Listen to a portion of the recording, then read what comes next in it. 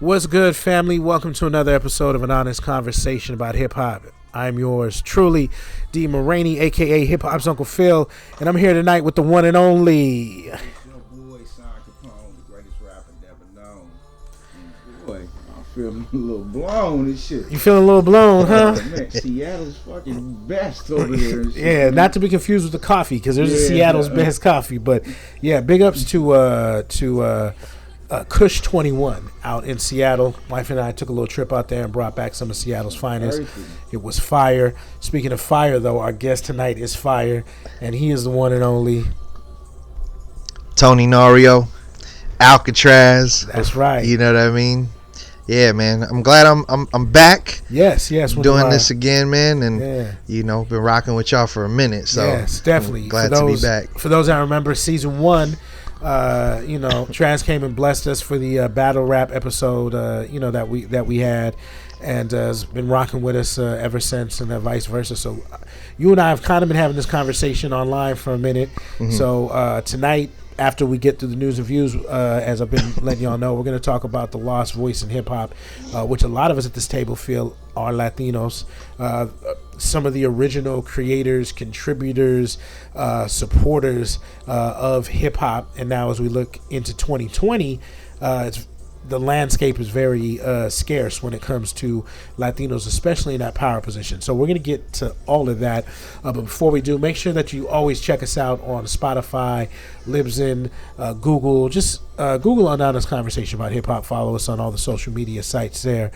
We appreciate y'all rocking with us. And as always, big ups and big prayers to our boy Big Pooh. We saw him today, and just want to let you know that you're in our hearts and minds, Pooh. Can't wait to get you back, man. So a lot has happened over the past week, in hip hop. We got this surprise album from Eminem. We don't really need to go into that too much because it's only been out for about less than 24 hours, so it's really unfair to speak on it. Shit, I listened to it last night. I've already heard it 3 times. You've heard it 3 times already? Okay. Absolutely. Because I got to dig into stuff before I can really start bashing or praising something. Yeah, I feel you. So what are your early thoughts? So I'm an M fan. You know what I'm saying? And I just feel like M's just gotten older, bro. Yeah. His voice has changed. Yeah. You know what I mean? So people, I want the Slim shit. Like, he don't have that voice no more. Right. And I was trying to figure out what it was. Like, remember talking to my man Lush One about it. And, I was like, is it the drugs? Did it change? Because it could have been that. It could have been a lot of different things that he went through. Right. He was like, but, he's like, one thing for sure, our voice changes, I guess, something like 3 or 4 times. Yeah. So as we get older. Yeah, like I think our voice will change again when we're like about 50 or 60. Yeah, once they're around your knee, that's when they get that James Earl Jones level and shit. Yeah. Simba. But I thought it was a good album. It's a traditional album because it's 20 something songs. I think 20, 21. Yeah. I personally liked, I believe it was called Godzilla with Juice WRLD. Okay. I really liked that record. Man, he was getting busy on that one, bro. Okay. Like, he was just getting off, and then Juice WRLD do what he do. So it was a good. He's on the hook, right? Yeah. Okay. Rest in peace. You know what definitely. I mean? So I think he had quite a few that are dope. And a lot of people say, M's still trying to prove that he can rap. I mean, I think M's always wanted to prove that, no? I think from day one he's wanted to prove that he can rap and he can belong with the elite lyricists. I've said many times on the show, I just would like him not to release any more music because I feel it just kind of puts a chink in the overall resume, because I don't think he's ever going to get to the height that he could just because of who he is as far as being an older MC now. His core fan base is now our age or, maybe a little bit younger. They don't consume hip hop and rap in the same way as they might have once did. Overall, they're still hardcore, fans or whatnot, but he doesn't have that same fan base that he once had, dedicated fan base. So are we taking into consideration that he broke the record for physical copies sold on the last album, Kamikaze? Well, how many did he sell physically? I don't have them on point because I don't have it. But if we look it up, he broke the record for physical copies still sold. I want to say it was like 100,000. Right, and so that's physical copies. That's probably cats our age who want the CD. I don't know because this is 11th CD, so I'm sure there's motherfuckers out there. Because I used to do this when I was there's a folder right there. I got to get every Gang Starr album, even the ones that I'm kind of not 100% feeling. You know what I mean? It's just part of that collection. Every single Mobb Deep. So, you know, he is a legacy artist, and I think, you know, he is someone who people are, especially his diehard fans, are going to go ahead and support. I just feel like music has passed him, as far as, and that's for a lot of mainstream artists that were once like Lil Wayne. I think it's past him. You know what I mean? As far as people want the new guys. You know, they want the Triple X before he was murdered. You know, they want the babies. You know what I mean? They want, what's the other guy? Gunner, whatever his name. You know, they want those guys. Do you still consider yourself cool? I don't. I don't. I'm a dad, and so I don't consider myself cool. What's not? That's some cool shit. No, it is. That is the coolest shit in the world. But it's cool to us. I think in the context of cool to these kids now. Yeah, that shit ain't cool. I'm old, and they'll let me know, like, Uncle, you're old. Oh my God, Uncle, you're old. You know, like, so what was that shit? Booed Up or whatever. I thought that was a cool joint. I'm like, yeah, this is cool. All of my nieces, you know, and they're 19, younger or whatever. Oh my God, you like this, Uncle? Oh, this is, you old. You can't. What do you know? Which one was Booed Up? It was that little joint with Homegirl. Booed Up. It was a big smash record. But that was recent, wasn't it? That's what I'm saying. Recent. I'm 43, so I was 42 at the time. Okay. But they let me know that you're old. You can't like it because you're 43. That's basically what they was telling you. Basically, like I shouldn't. Is that the cutoff? Yeah. To them, I should be listening to, I don't know, Ray Charles or some shit. Nah, I'm sorry. I fuck all that, bro. Because look, bro. I mean, I can't tell you how to feel, and I can't tell you what to think. You know what I mean? But. No, fuck that. You know what I mean? I'm still cool. I'm still fresh. I don't. Yes. You know what I mean? I don't conform to that. You know what I mean? I'm 40. I just turned 40 in November. Congratulations. Thank you, brother. And you know, and I still look better than half these little young dudes that be sipping all that lean and smoking that tweeds and whatever the hell they be popping pills and shit. So you know, and that ain't no diss. It's just the truth. Like y'all wearing yourself out. You know what I mean? I mean that's why I'm still pulling the attention of chicks that's 25, 24. You know, and they're like, damn, you 40. Yeah. You know, so nah, man, I don't eat into that, and I think that's going to hinder hip hop. Like, how old is hip hop now? I just turned 47 last year.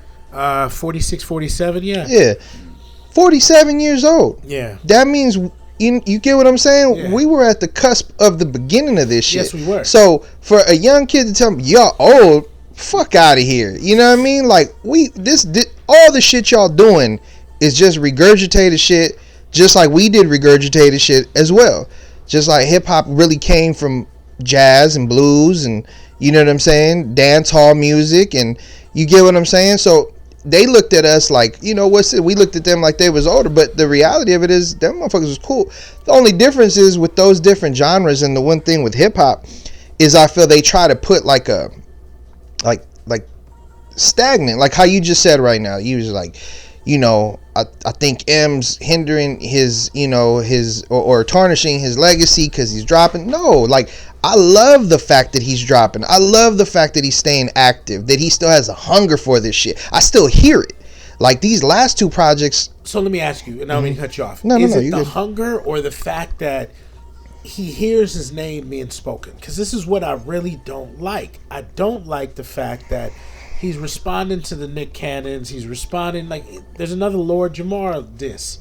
Like, why? You know what I mean? Like, how is that different from Cannabis? How is that different from Cannabis didn't get 11 attempts in sync? That wasn't Cannabis. Are you talking about? Well, it isn't. No. What I'm saying is, how is the difference in his personality from then to now? He's responding to anybody who wanted. So he was on the come up at one point. Yeah. You know what I mean? And I never liked him taking shots. And that's another big chink when we talk about M personally, is he's always dissed the people who he was far superior to. He's a bully. So, and that's whatever. Some people like that. I never really fucked with that. But so it isn't different, but I'm waiting for him to mature. Like, for him to diss people who clearly are not, again, on his level. You've done that a long time ago. So at some point, let them say what they're gonna say. You know what I mean? Like another bar or 2 or 3 bars dedicated to Machine Gun Kelly. Mm-hmm. You know what I mean? Again, you're gonna give this man some light, and he's gonna put some Snapchat or Instagram or some BS, whatever he's gonna do. Hopefully, he doesn't make another song. But I don't know. It's like he wants to bully people, but then gets pissed when people call him out, then calls him out again, which in turn causes it to happen again, and then he's mad again and suck my dick. And it's just, I don't understand it. It's something that really has always pushed me away from Eminem, because I believe he's a brilliant rapper, definitely a top tier MC, but I just think he's a kid who's always wanted to be accepted. I mean, I don't know. I'm posing another question to y'all as far as, I mean, we know his antics and everything like that, but you think he dropped this album because he's doing it out of love, or he's doing it for a check? You want me to go? I think it's two things. I don't know the business. That's a great question, by the way. Good question. I think there's here's 2 things. I hear a level. One thing about M, and this is something people don't like to take into consideration. M come from that battle shit. Yeah. So the competitive nature in him is what you're talking about, and that shit's not gonna go away. Right. Like when you're like that, you're like that. Yeah. So that's just who he is. I never took that into consideration. Yeah, he's just a competitive dude. Period. Now the flip side, I don't know what his business deal was with the Slim Shady, the Marshall Mathers, the what was after that one? Was it the Eminem show? Then the curtain calls, and I don't know what else. Recovery, all these other shits, So we don't know. He might not own them masters, and I'm not saying he can't buy them back. I don't know what the situation is. I believe he doesn't. I mean, if we know anything about Jimmy Iovine, if we know anything about I believe he doesn't own those masters. At least the early stuff, he probably doesn't own. So then, with that, maybe a percentage of it. Yeah, maybe. But even with that being said, with your question, now that's what made it such a great question. There is a partial possibility that these albums are being released independently because he owns all that shit. He's producing it, and all that bread's going to Haley and whoever else he needs it to go to.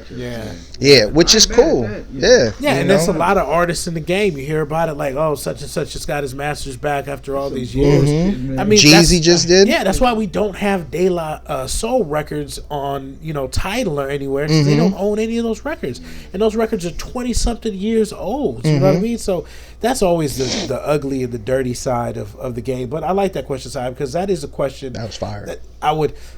How many records does he still owe? And is he dropping these just because, let's say Aftermath gave him 50, or here Interscope says, look, here's 50 million for whatever, 5 records. That sounds like something that you would give an Eminem. You know what I mean? That's a very fair number. Mm-hmm. I'm halfway through 2 of them. I don't know too much other than what Kendrick. I'm trying to think who else is on there.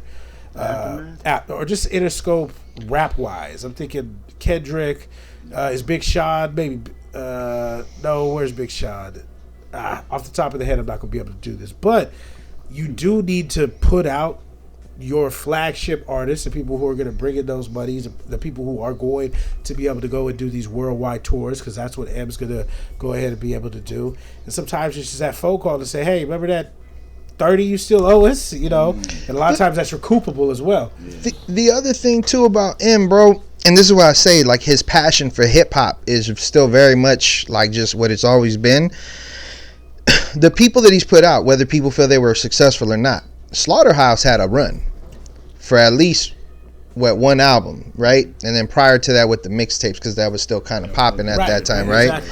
And now he fucking with the Griseldas. And think about those style of rappers. Yeah. That's rap in its purest. Yeah. Like, like you talking bars, like that's rap. Now Drake said something the other day, which my boy J.U. hit me up. And shout out my boy Juan. He was like, "What you think about what Drake said?" I said, "I didn't see the interview." He said Drake said something to the extent that, traditional rap is going out of style. He's like, everything now, you gonna be hard pressed to really get a mainstream look if you don't have some kind of melody in your flow. Right. And I said yes and no. I said I agree with that in the sense that, you know, for publicity, right? Like commercial wise, I get it because that's what's in right now. That's what these kids is doing. Right. You know, and Drake was kind of like the cusp of like regular rap and harmony rap, right? But I think that the traditional rap, and this is what I was telling my mans, was traditional rap it's just not, I go, it's not obsolete, bro. I go, it's just went back to its roots. It's underground. Right. I go, so now I gotta go look for the Griseldas. Like now, granted, they're getting some pub, but you know, you got 22 Special, I think, that dude. And then there's some of these young kids that can do both of it. See, I respect the young dudes that I know, you know, fuck with the culture, like the YBN Corday kid I told you. I heard him rhyme. Like I think it was on Funk Flex or might have been on Power 106. No, it was on Funk Flex. Yeah. And I was like, oh, you can rap. Yeah. So now when I hear you do the other stuff, hey, do your thing, bro. That's cool, you know. You're in the studio with Dre and you're working on, you know, you're working on an album that got you a Grammy nod. So I'm not mad at him. And like I said, when I saw him reflip the J. Cole joint, and I was like, you know, the response back as far as like, hey, yeah, we are these young cats, but where are you old heads at? You know, you just left us out here type of shit. That's why I knew he was special, to be able to, you know, answer so articulately, and it wasn't even hatred, that he was just spitting facts, you know, and as an old man, you had to respect that. So I think, you know, to kind of talk about what we were talking about later, I just think that it has become, the main, or the underground, or the real rap has went underground, but I think it's really been forced underground just basically because we no longer control the culture and who gets the opportunity to really represent us. It's so manufactured now that it's kind of like it's given to us, and then we either choose to fuck with it or we choose to go back to the underground type of shit. You know what I mean? Yeah, well, I think you have, you know what I mean, you got, again, and this is the crazy part, right? Because hip hop throughout the years that we grew up on it, bro, made it to what it is and created something where it's now, it took over pop culture. Right. Like you can't go man. I seen this white boy and this white girl the other day look like Slim and what's the movie? Slim and Queen. Queen and Slim look like that, bro. I'm looking. The girl got cornrows and the whole shit, and I'm like, and it looks funny, but it's like I get it. Yeah. You get what I'm saying? Yeah. I get it. Like I'm like, this is the product of what hip hop did. Like it spread so far. So then at that point, that's why I be telling you, I'm like, so we supposed to hate it now because this is what we wanted. We wanted to get money. We wanted to be rich. We wanted to get out the hood. Like these are things that we wanted. Right. That was the point of it. Right. Now the fact that corporate America got involved.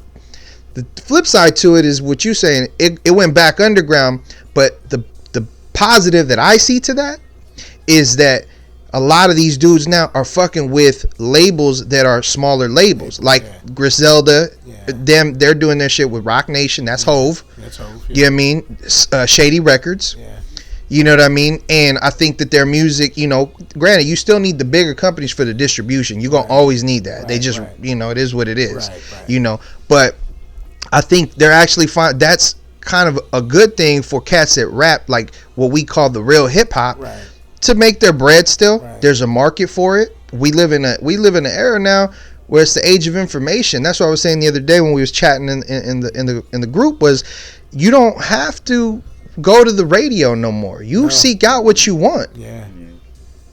You create your own market. And that's what I like about Griselda, because constantly releasing merchandise, or constantly doing these small tours, or constantly giving the hardcore fan base credit. And so I like the move, signing with Rock Nation for management, signing with Eminem and them. But I think that outside of maybe Rock Nation's management, I don't think they even really needed that major label deal to get off. I think that they were that momentum and just the aura around the music was something that definitely was going to carry them through. And that's why I respect a young cat like Mozzie. He's at Empire. He's doing his numbers. He's doing whatever he wants to do. No one's telling him you can't do A, B, C, and D. I want to go down south. And I forget the cat that from Texas that he's got like 2 or 3 mixtapes with or whatever. But I'm going to go down there and make some music, and he's popping up everywhere. Now, one of my favorite guys, but an artist like Boozy or was it Lil Bootsy or Lil Boozy? I always fuck his name up. But, he's out there, making sure that he is keeping his name relevant and doing a lot of music with folks. And so, it is possible. You don't, as you said, you don't need the radio now. You don't need the labels. You just need to know exactly who you are. Well, you need to know who you are. You need to know how to sell that to your prospective clients. And the older cats dropping music, bro, it's not... See this? Okay, let me ask you a question on that part, because that's bothering me. All right, go ahead. So... You feel like Aerosmith shouldn't record no more music? Do you feel like U2 shouldn't record no more? Because they're still recording music. They still are. So, and all they do is take maybe like one song and add it to the show. From all the classics. Yeah, no, and I'm not saying so. If you want to do, if you want to come out and it's a different, and so hip hop to me is different from rock and roll or why contemporary, because there's more bravado. You know what I mean? And there's more like and I'm speaking for myself. Yeah. I'll go see, a nostalgia type of show or whatever just to relive that or whatever. But do I really want to see them out there doing that? No, I want them to be in a better place. You know what I mean? Because in our mind, no, real shit. In my mind, behind me is Big Daddy Kane. That's my guy. I want to see young Kane. You know what I mean? I want to see young Kane with the chain on and his fade tight, you know what I mean? I don't want to see old Kane with now rocking a Kango, you know what I mean? And why? Because this is the man, you know what I mean? Like, and he's still the man. No, he still is, but it's different. It's just different. I want to see these cats in their prime doing it. And I'm not knocking the old cats releasing records. I love the little brother record, when it dropped later, earlier this year. Yeah. You know what I mean? So I'm with that. It's needed because we get a different perspective. I just wish outside of the Jays and maybe the Nas's, I just wish hip hop took better care of the OGs. You know what I mean? But that's what I'm saying. Okay, so the hardest thing to grasp onto is when you're living through history. Yeah. Things that are becoming history. Right. So a lot of these older dudes still rapping now, you got to think they eating because they know what they're doing. Yes. They're not and they still have hardcore fan bases, built-in fan bases. They do. So now they're keeping their masters. Now they're developing their own labels. They're signing their own little artists. Busta Rhymes, one of them. You know what I'm saying? They open in juice bars. Yeah. They getting into real estate. Yeah. They're teaching each other about the real estate. So it's another level of hip hop it's just growing up, and you need the OGs to keep doing their thing because I get what you're saying, but I saw Jay do that 444, bro. Yeah, Jay 50 years old. Yeah. Bro, when I tell you I was blown away, bro, to see this man, breath control still in his pocket, he's swagging up there. Yeah. He looked like Denzel now, but you know what I'm saying? I mean, now he look like a big J. Cole with the hair. He got the hair. But at that time he was just growing the fro. Yeah. So he had the paper plane hat on with the little fro sticking out. So he looked like Denzel now. But I'm watching him and I'm like, this dude's still amazing at 50 years old. Yeah. And like Jay's rare air when we talk about that. But recently, LL said, I'm dropping another album. Hell yeah. Oh, come on, L. What are you talking about? What's L talking about now? Who cares? I do. I don't want to hear him talking about what went down on NCSI last week. Why not? Because what's wrong with it? Because, again, it's like... And he's probably not. He's probably going to tell you some stories that you probably never heard before. Maybe he does open up. And I think L has the ability to do that. But again, it's like watching Roy Jones fight at the very ends. The head bob isn't what it used to be. You know what I mean? You got the one hand behind the back, not all the way. It's kind of touching the rib. See, I disagree. It's into the middle of I'm going to tell you why I disagree. I'm sorry, I don't mean to cut you off. No, go ahead. The reason why I disagree with that, bro, is because for me, the older cats I've been listening to, I don't know who you listening to, right. But the old dudes I'm listening to, or older, because they're not old, but older, they getting finer like wine. Pause. They're getting even better with the flow. But that's not everybody. It's damn near. Jim Jones is dropping heat rock after heat rock. Jimmy had a hard. And Jimmy wasn't even my favorite from Dipset. But them last 2 albums he put out, fire. Like Wasted Talent, that was fire. El Capo, that was fire. I don't care what nobody says. He's come a long way. Styles P done dropped like 4 different projects on this. Styles P getting off doing his shit. Probably the best MC from the Locks, in my opinion. Jada Kiss doing his shit. Is doing it right. Nori dropped NE on us last year. That was hot to me. I didn't get a chance to check that. Like, that's what I'm saying. Yeah. See, you got to listen to all the shit that's dropping because they're doing it. Yeah, sure, they doing it for us, bro. It is, and for me, I appreciate it. Yeah. That's why I never want to be the person to tell somebody you got to stop because you old or you not good anymore. You ain't got it. Like, who am I to say that to somebody, especially when they've reached a certain level of that I never reached. Right. And I'm saying, this is me personally. Continue to make and create because that's what they do. But I just often wonder, you know what I mean? Yeah. Like, from that competitive standpoint, L is going to come out and he's going to drop something for his fan base. Mm-hmm. But, I don't know. Maybe it's because I think back and I think of Headsprung. You know what I mean? I think of that L, how that just was so uncomfortable at that time. That was a hot record, though. Lord have mercy. It might not be our favorite record, but that record, keep in mind, LL, to an extent, was never really for dudes. Like, if you go back to maybe Rock the Bells and, Mama Said Knock You Out, all that, okay, Walking cool. Like but he was really like the first Drake. He flipped after I Need Love. After I Need Love, he flipped. And you know what I'm saying? Like, there was a whole Boys to Men, soft LL Love You Better vibe. And again, that's just me as thinking like, these guys at the time were once at the top of the game. No, I don't want you to think that way. Stop thinking that way. That's just the way you know what it is? Not like that, bro. Yeah. What I'm saying is I think you still cool. I still think you Yeah. And deep down, I believe that as well. But I look at it from how, it's like one of my favorite stand-up comedians, man. Rest in peace to Patrice O'Neal. At one point, he said, look, we're definitely not cool anymore. You know what I mean? We once were, but now these new folks have a new way of thinking. So when it comes to society overall, we are definitely on the outside looking in. No matter how cool we are, no matter how much knowledge we have been pushed aside for whatever the new wave is. And I'm fine with that as long as I can be honest when sharing how I feel about that. That's all I really ask. Because look, hey, I'll be whatever the past or whatever, but let me have a voice on what's going on in the future. You know what I mean? And so, I mean, again, that's just me personally. But having your voice is doing like what you're doing now. Of course. That is your voice. So, yeah, definitely. You know what I mean? Like, I just say keep doing what you're doing. Like, again, I mean, I don't know about, what was his name? Patrice? Is that what you said? Patrice O'Neal, yeah. Patrice O'Neal, like, saying we're not cool anymore. Like, man, that's some old, that's what, remember, he felt about himself. Yeah, no. You get what I'm saying? And there's more context to that. He was just saying how technology has changed and how if you're not really keeping up with it, you age even faster than what you might think. You know what I mean? And he was referencing the first time he jumped in a chat trying to talk to a female, and he had the cap locks on, and he's like, hi. And she's like, why are you yelling at me? He's like, is that what you think I'm doing? Do you think I'm just like, hi, how are you doing?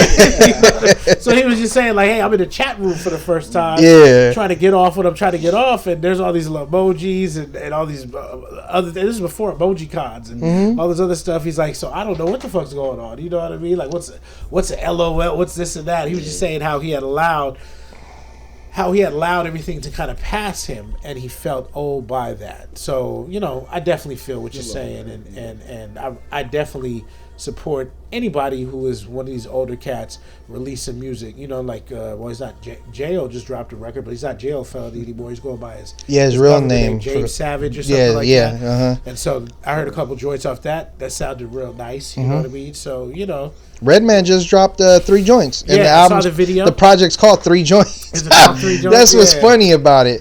Now, what I will say, that was interesting. So, you know the track Slap the Shit Out You? Yes. So, I can cuss, right? Oh, of course you can. Yeah. The video, before the video, this is very unread man-like, but it was funny because of the time we live in. Did you see the video? He had the disclaimer, The disclaimer. Yeah. He was like, you know, in no way do we promote violence or slapping or hitting women, blah, blah, blah. And I was like, damn, we live in these sensitive-ass times right now. Like, you know, you have to do that kind of shit. Right. And even then, I'm sure people were still offended by it. Could you imagine if he just dropped that without that? And that the Twitter would have went nuts. Red man is abusing women, and all, they would have came for him. That's why I listen to the Joe Budden podcast a lot, and you know, one thing that they said that I thought was dope. They're like, man, fuck cancel culture. They're done this year because this shit's corny, bro. Like everybody on social media has a fucking opinion. Like, you know, everybody was praising M at one time, and you know, now everybody wants to talk about, this is horrible, and you know, and it's like, bro, like it's almost like people just want to have the contrary opinion. I'm not even sure if I'm using the right word, but there's too many contrarian. You know what I mean? And it's almost like you're just doing that shit to spark a conversation, and it's like do you know, did you even listen to the album? Right. See, that's one thing about me, bro. If I tell you something's trash, I listen. You know, if I didn't like something about Lil Uzi Vert at one time, it was because, you know, I listened to the album and I was like, I don't get it. I don't get it. But then I listened to a Kodak Black album and I'm like, oh, I get it. So then, no, I get it. I just didn't feel what he was doing, and I felt what this kid was doing. Different energies. I like the energy that Kodak Black, you know, gives out. Unfortunately, you know, he's looking at some big time now. But with the Uzi, I never got it. I never understood it. I heard the whatever XO Tour Life or whatever, and I was like, okay. There was a couple other tracks. I was like, all right. When I heard Young Thug, I didn't like it, but I got it. I said, okay, I see why people fuck with him. He's very animated. I started realizing melodies are really dope. Thug could be rapping now. I mean, maybe he always was, but the more I pay attention to him, I was like, oh, okay. But the cold part is, man, and somebody said this the other day, all of them, even if these kids won't admit it or whatever, whoever they want to say they listen to, these new generation, probably for the last, I'll say 5, close to 10 years, are all offsprings of Lil Wayne. All of them. They all Wayne's kids, bro. It goes back. I was just saying this online the other day, you're either from the Wayne tree or you're from the Gucci tree. Those are the two trees that for the mainstream music now that, you know, you're one of the two. And you know that Roddy Ricch kid, he reminds me of Thug, kind of mixed with the melodies of some T-Pain. He needs to find himself, but he's winning so much you can't tell that kid nothing. You got Mustard behind you, and some of your best works. It's working, and the kid can, you know. And again, I don't know his camp, so I'm just gonna say he's writing his own shit. But the kid, his pen is fire when it comes to the hooks and the melodies and stuff like that. And they got the formula down. They know how to 2 minutes, 23 seconds. They got that shit down packed. So salute to Mustard and Roddy Ricch for doing it. They got Justin Bieber making videos, begging his friends or his people to download the song that Selena Gomez drops. That's how you know you fucking shit up. Selena Gomez makes a video saying, you know, I've been working so hard on my album, and I really hope that it's number one. When you have these A-list celebrities pleading for their fans to go download your shit when this little dude from Compton is making it happen, salute to that. You know what you just confirmed with me, right? What's that? Hip hop took over pop culture. Yeah, no, I'm not down that. But Roddy Ricch not really pop music like that. Well, the shit I've heard, the box, and then I heard some stuff off Mustard's last album. That, again, I don't think he makes. He's aiming to make pop culture, but as we said, it's transcended. So if I put it out and you're feeling it, now it is going to be easily accepted, you know, by the pop listeners. Now it's on the playlist. That's something that we didn't have coming up. You know, we didn't have somebody who could just take an Ariana Grande track and throw in a Roddy Ricch 3 tracks later and had these little playlists. You know, we had the CDs or the volume, you know, the West Coast Beggars Volume 1 or Between the Sheets Volume 2. Yeah, I mean, that's just evolution. That's evolution. But that's what I'm saying. That's further that blending of, you know, hip hop and pop is now they're showing up in some of the same places where they used to not to. and that's what I be saying though. But the pop acts now, like the Taylor Swifts and the Ariana Grandes, are having to mix in drums from hip hop, from the style. Yeah. See where hip hop is right now, and this is what I be saying, bro. Like the evolution of it right now is, so we went through an era, right, before us. Even us being the older cats, right? Before us was still a party phase, which was Busy Bee in them. Let me say la la la la la la la. Hey, you know what I mean? Like call and response records, yeah. Right. But then what happens? You have what's old boy that ended up battling Busy Bee? He older. I don't even know why I called him old boy, but it's not Schoolie D, no. No, not Schoolie D. Not Schoolie D. Damn it, I can't think of it. But the point was, there was a change in the guard. He brought in the lyricism. Why can I not think of his name? So our era was really more about lyrics, right? What you're saying, like that's why we say, oh, this is the real hip hop. But right now, hip hop, it's the vibe. That's what it's about right now. So this is the thing, right? Okay, so I'll ask you guys a question, and you tell me if I'm right or wrong. Is hip hop not about the streets? Is that not what it's from? That's exactly where it's from. Right? So it's about what's going on in the streets, right? Mm. So people always say, and I've said it too, these kids are rapping about drugs and this and this and that, right? Well, guess what? That's the reflection of their time right now. That's what they're doing. That's what's going on in the streets. Popping pills and the whole nine. Yeah. That's how they living. Yeah. So, I mean, I don't know if you get what I'm saying, though. That's it. That still makes it hip hop. It's still the tale of what's going on. It's just we're not part of that world because we fathers now, and we not cool, right. No, it ain't about not cool. Pills. I think again, I think it goes back just down to the control, because we've always had the people who were making records about, dealing dope and stuff like that. But I think there was a better representation of what the culture was. And I think now that we don't have the control, everybody's looking for the same thing. If something's hot, then it's like, here it is. Let's go ahead, let's press it, let's put it out. And not saying in our era they didn't attempt that. They did, but the people said, wait a minute, we already got, Standard Sonic crew. We don't need another 4 dudes with flat tops or whatever. Like, we controlled that, and it was about being original and authentic. And unfortunately, now there's it's like almost copy machine rappers. Hey, we got this kid, let's change this tat, let's put this tat over this side. We need somebody from St. Louis instead of Miami or whatever it is. And they're all the same type of dudes, you know what I mean? And musically, a lot of the stuff is very similar, as well. And so that's where my disappointment is with the current evolution of it, and having to wonder what happens 10 years from now, because who are the leaders of, one thing about our hip hop was the guard changed a lot. Now, got a dude like Drake. Drake's been on top almost a decade, over a decade, like clearly on top. You know what I mean? He's the new Hove. He is, but even Hove at some point had people who musically were coming for his crowd, so to speak.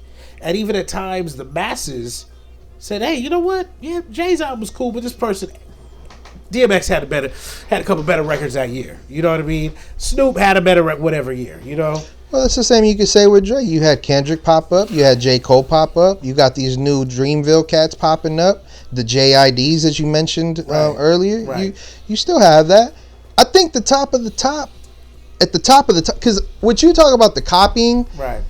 I think that's always been a part of hip hop. Like you might look at it more now because you're looking at certain kids, but when you start talking about the cream of the crop, the guys that's really popping, they really don't sound just like everybody else as much as we would like to think they do. They don't, and if they do, they don't stay hot that long. Well, Drake sounds like a whole bunch of other people, and that's how he's been able to stay hot for 10 years. So he's the machine in this whole situation. You know what I mean?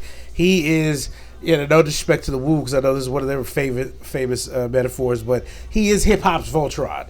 He got a little bit of this MC in his leg right here. Quentin's pen is over here at the right foot. You know, when he needs it, he brings Party and everybody. They come together and they kill the game with, with what they do. But again, it's not the top guys, but there's too many of these guys in the middle who are feeding a certain market. You know what I mean? And are basically, for lack of better words, they're like low-level prize fighters. You know, we need somebody to headline and promote it tomorrow night. You know what I mean? Here's $500. Go out there. You know what I mean? And so we have too many of those guys, in my opinion. And again, the culture's grown. It's easier to get your music out, recognized. So of course, there's going to be more rappers. We didn't have that many as we do now. But again, in my opinion, it's just we had better artists. And again, I want to harp on the young cats because this is not kind of what I'm here to do. But unfortunately, those are my thoughts. Yeah. I mean, look, again, and I think that's all fair, bro. And everyone's gonna have their opinions. Again, I think for it to keep growing, we need to do what like the older cats are doing. Like they rocking with the young dudes, they're getting joints together, and within building those kind of relationships, you start kind of telling them like, okay, I had a lot of people, a lot of backlash, prior to the whole snitching thing with the 6ix9ine, you know what I'm saying?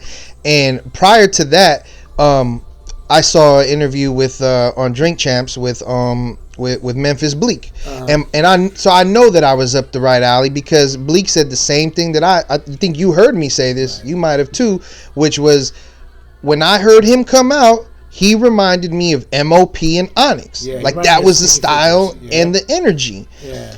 But on top of that, people like, oh yeah, no, it was because of the antics. And Bleak said the same thing. I said, yeah, that was probably about 40% of it because it sells at he goes, but let's make no mistake, he was making joints, and he had some good joints.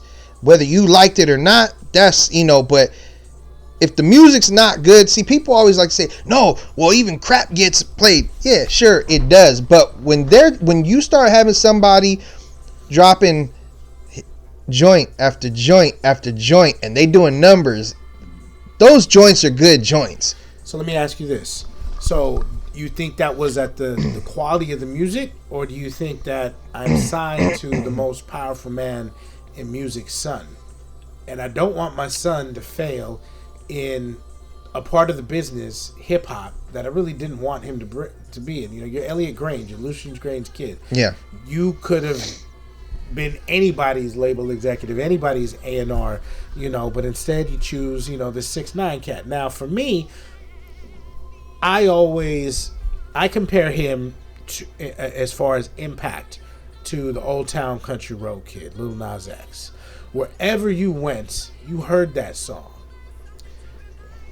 Wherever I went, and there wasn't a YouTube playing or something that can be manipulated or controlled, I didn't hear his records. I never ever heard anybody in the street pull up Skull Gang. I didn't. But he's doing numbers on WorldStar, he's doing numbers on YouTube, and again, based off relationships, that kind of stuff can be manipulated. And so in my opinion, I think that he got that extra help to kind of go ahead and propel him, and the antics went ahead and helped. The music got kind of weak at the end. In the beginning, it was a little more, charged up and amped. You can see, in my opinion, they tried to get him a better look. Some of the softer. You're talking about when he did the Nicki Minaj joint and all that. He has a little Spanish cut. The little. Oh yeah. That was inevitable. I don't know if you want to go into that yet. No, we can go into that. So let's talk about this real quick. So, perfect segue. So 6ix9ine's lawyer has written a letter to the state of New York corrections, basically asking to come home, or not come home, but do the rest of his time in a facility, or not in a facility, but basically in the house. So my question for you guys: do you really believe he's saying he's fearing for his life, or do you think this is in preparation so he could possibly be involved with the biopic, or not the biopic, but what 50 has coming up? I know Academics and Complex are doing some series on him, and he still has 2 albums. that he owes 10K records, an English and a Spanish record. So I'll start with you on that one, Traz. What do you think about that, man? About the Spanish record? Or just in general, him trying to, is he truly, you think he's truly fearing for his life? Or is this, hey, let me get out 6 months early and really start this rollout? I got the complex shit with academics. I got this whatever he's doing with 50, and I got these 2 records that I now owe to 10K. I don't know. I really don't know as far as all that goes. I think that I'm not fucking with it no more. Yeah. I know that much. You know what I mean? Because I just feel like you got yourself involved in a situation, and again, I mean, I don't come from that background, but I know what the codes are, right. And I know that he did some bullshit. Yeah. So in terms of him coming home or whatever, I mean, shit, who knows, bro? A lot of that shit now is just all publicity. Like, after I go back and look at everything now, you know what I'm saying? As crazy, I'm almost forced to believe and feel that he was a plant the whole time. I agree. You know what I'm saying?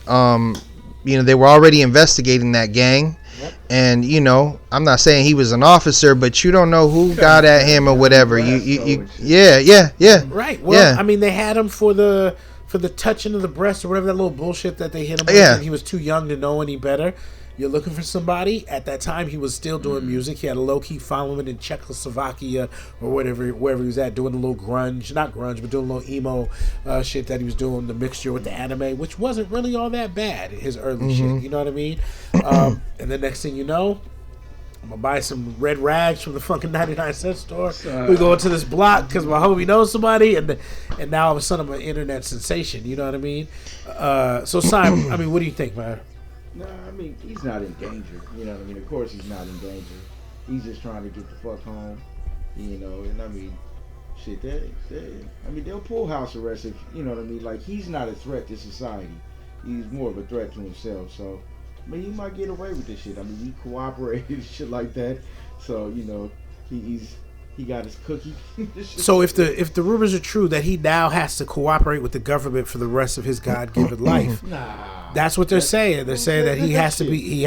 Google the shit. They say that he has to cooperate with the federal government going forward. Blast like that, huh? That's what they said. So that's what makes me believe he's a plant, bro. Because it's too high profile, right? And for it to be so publicized. Right.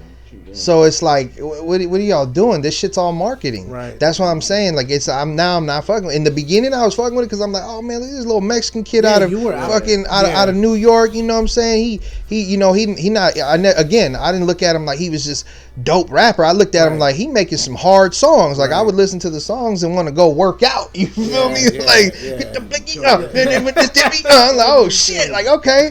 So I got it, and I was a big Onyx fan. Like let's Fredro Starr, you know what I mean? Like them was my dude. Sticky Fingers, like I fucked with them, MOP, all that. So wait, it gets worse. And he up, get that fool, like all that energy. You know what I'm saying? So, but I'm not rocking with it no more. And you're probably right. Maybe they just want to get out. It's all marketing, bro. My boy Riff was like, I bet you he's gonna get out and he's gonna be 10 times bigger than he was. And I go, it's probably true because the those kids that follow him don't give a shit about none of that. Right. Well, he's a victim and he's this and that. So that's how they're gonna play it out. Yeah, for sure. I think that when it comes to, I think he's gonna have a harder time selling hip hop records.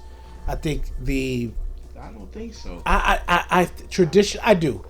I think so because. Again, what he can't come out and he can't talk about thugging. He can't talk about any of that. He's good, and again, I don't know if what is his next. I don't know what he could. I don't know Spanish. It's got to be the Spanish. It's music, hip hop wise in English. I think he's done. He'll release something, and I'm glad he got his little $5 million for that.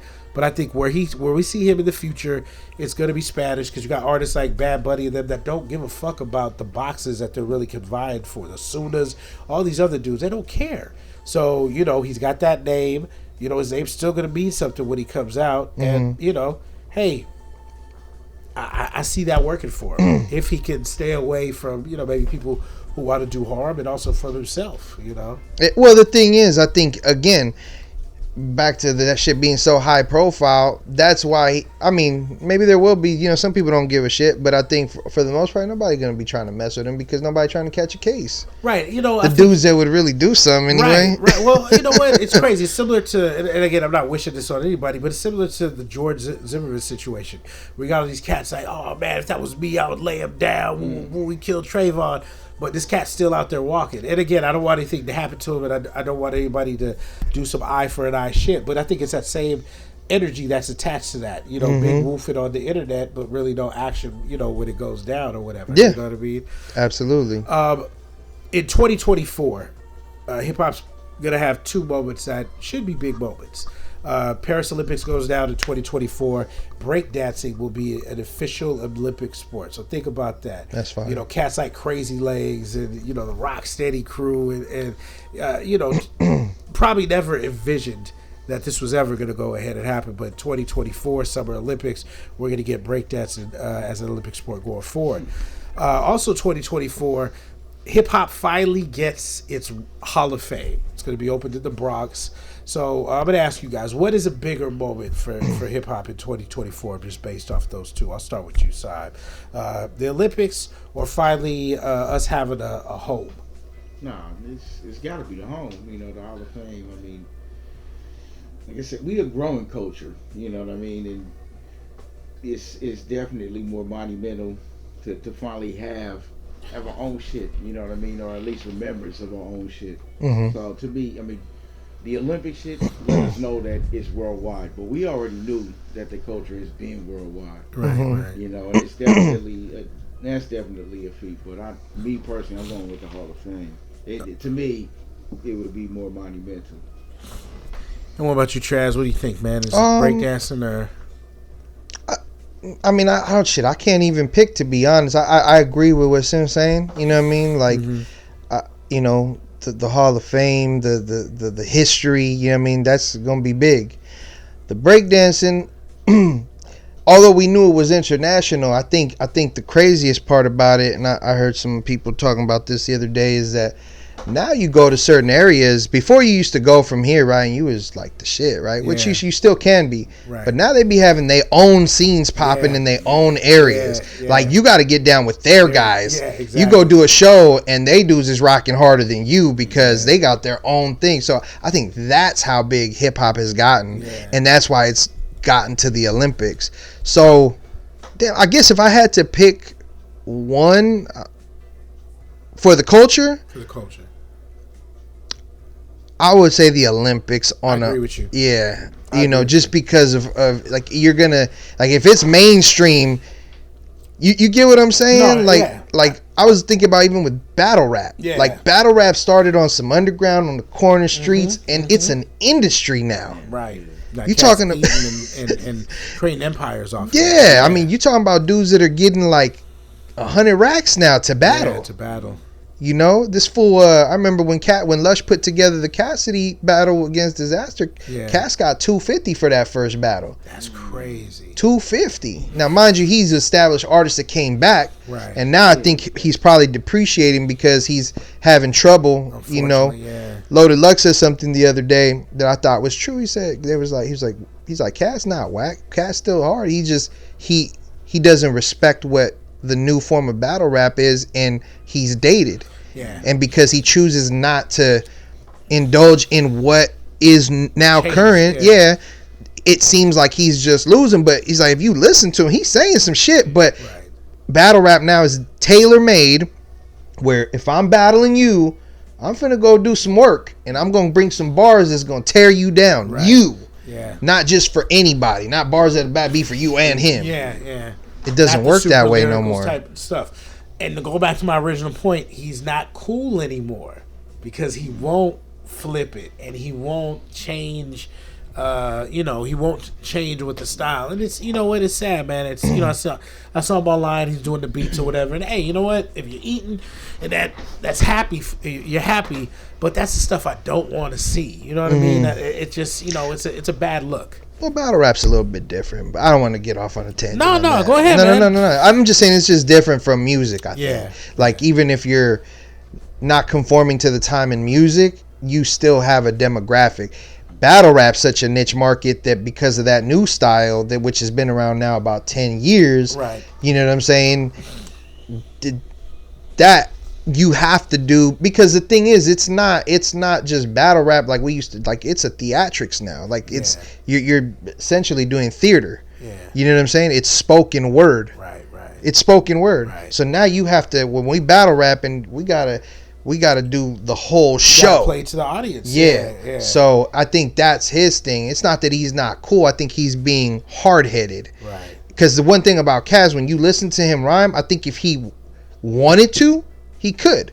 Right. The dude's infinite in terms of what he can memorize. Right. You know what I'm saying? His wordplay. All you got to do is but he has this attitude that like, I ain't got to do no homework on you. I'm 5,003 and 0, you know, and it's like, okay, Kaz, that's cool, bro. But now you wondering why the battle rap, community's not fucking with you. Right. You know what I'm saying? And you just worried about your fans. Well, then go back and do music, because the battle rap community thought you was gonna come and take this shit serious. Right. And not saying that he's not taking it serious, but you're not respecting, because fuck what the MCs are saying. The fans are telling you this. Right. The fans want to fuck with you because they're paying to come see you. Yeah.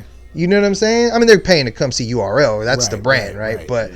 But they want to see him. Right. Yeah. In your opinion, what's the biggest matchup that battle rap could put together in 2020? I mean, it's gonna be Daylight versus Lux. Okay. So does Lux have enough in the tank still to get someone like a Daylight? Lux been getting a lot of these dudes the fuck up out of here, if you ask me. But so what was the last battle? It was Lux, and I didn't watch. I'm just going off what I heard. It was Lux, and they said that could have went either way. He battled who did he battle? Shit. Who did he just battle? It wasn't Arsenal, right? Was it Averb? Might have been. It was Averb. Yeah. And he battled him in Texas. See, that's the thing about Lux. Lux not scared to come to your backyard. Yeah.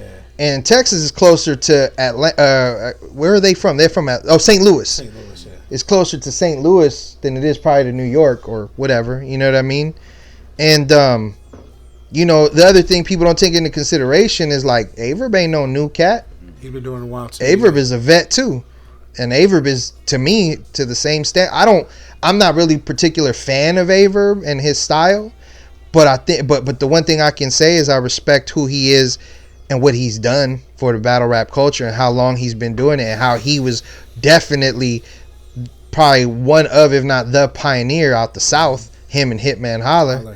You know what I mean? That was really getting busy. I mean, you're talking about like circa what, 2006 maybe or something, 2009. I don't know, maybe later. But yeah, so it wasn't like Lux battled some new cat, and Yeah. Because to me, what Lux created that people never paid attention to up until when he battled Calico. Everybody always was like, yeah, well, you got to win all 3 rounds, or you got to win. No, motherfucker, this is boxing. That third round knocked him the fuck out. Yeah. I don't care how hot whatever shit Calico was spitting in that first. That third round, when Jay's tweeting your shit, bro. Yeah. And lyrically, he's on another level, bro. Yeah. Like you have to listen to a Lux verse in battle rap. If you really more like you'll find something every time. Know that he reminds me of Black Thought, man. In battle rap, just as when you hear the verse, you got to go back, you got to rewind it. There's shit that I'm like, oh fuck, that's what he's saying.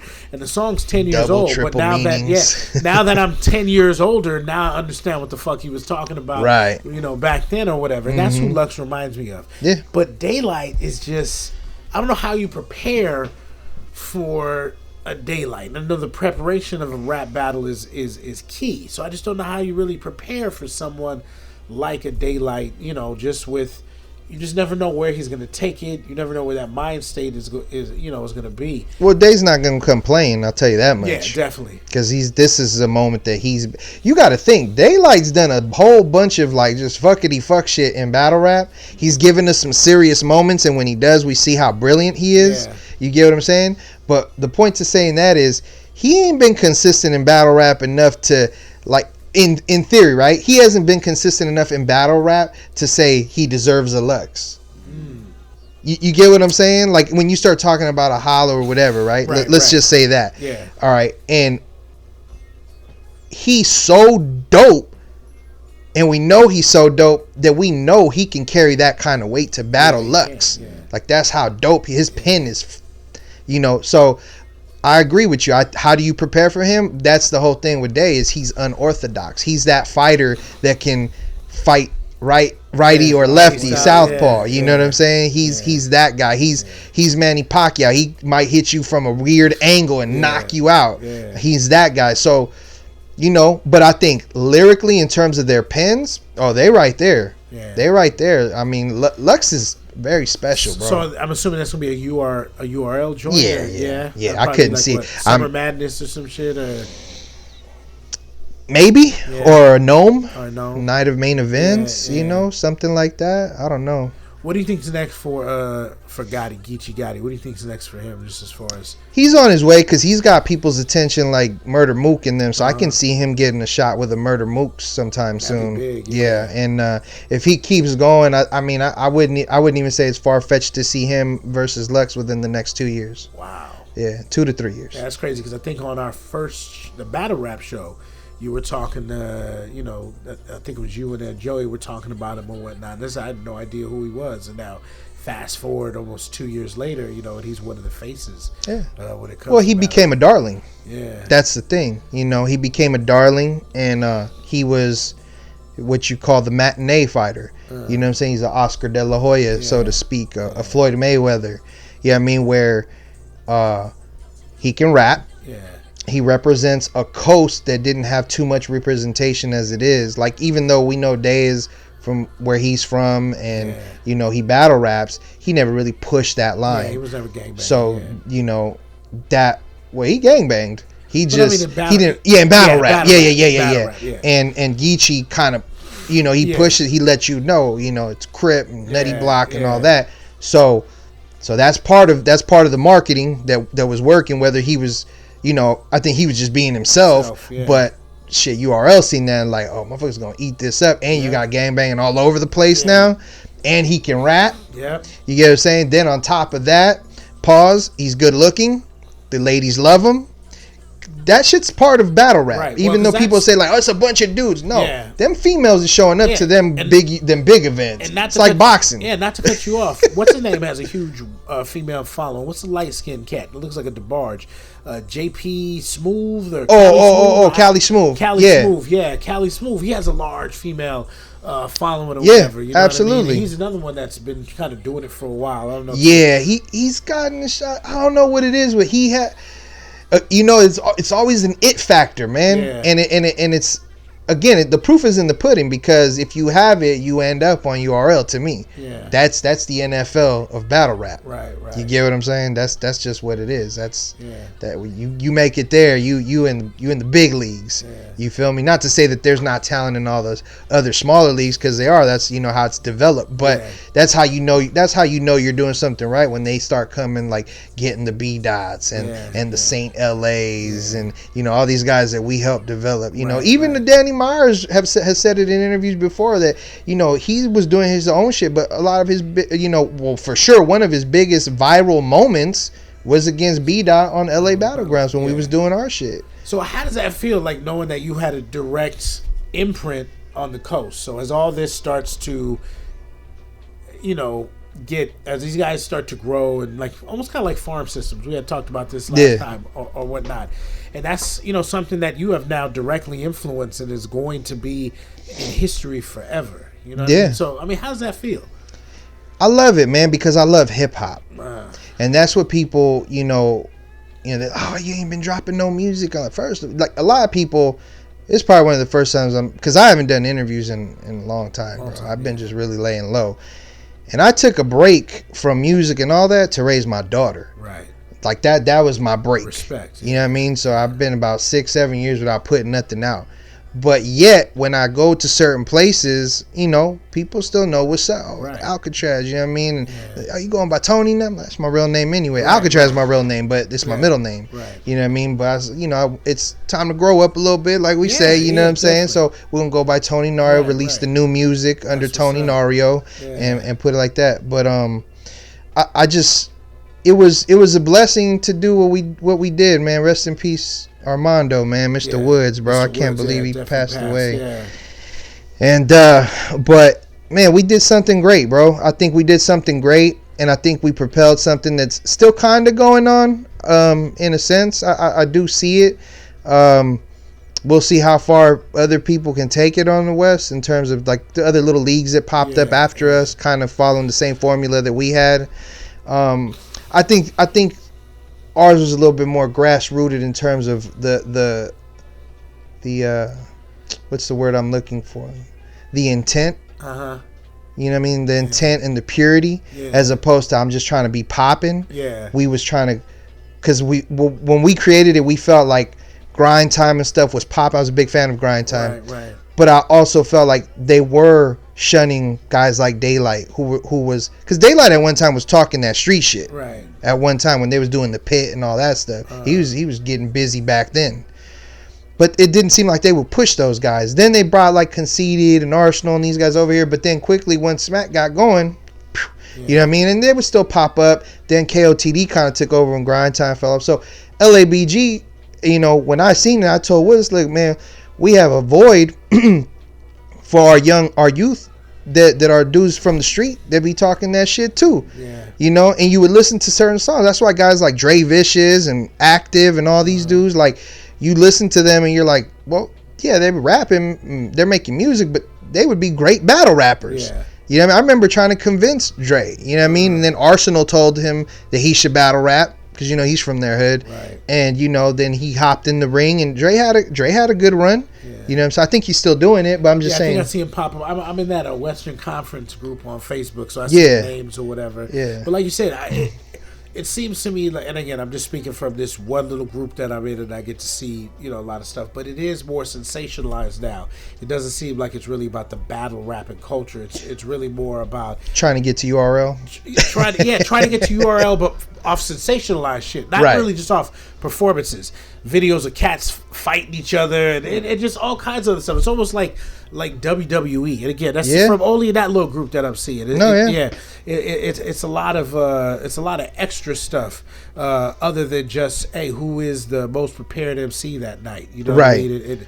It looks a little crazy. But that's why since Geechee Gotti, you don't have too many more coming out.